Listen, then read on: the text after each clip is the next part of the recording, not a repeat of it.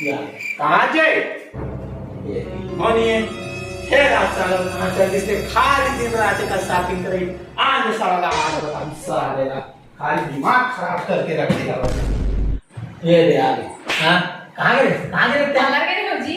Parlour गए घर ला कैसे कमा कमा मैं चला मैं हम साला दिन रात एक करके तो पार्लर जब ही चलते एक चुटकी सिंदूर लगे काय डाल दी? एक चुटकी सिंदूर की कीमत बैठ बैठ बता साल आज बता तो एक चुटकी सिंदूर की कीमत राशन 3000 रुपया, बिजली बिल 500 रुपया, दूध के 200 रुपया, पेपर 300 रुपया और ये तो लिपा पोती खर्चा है ठीक है ना 1000 रुपया चल वो दिमाग खराब करके 8000 रुपया खर्चा होते गए।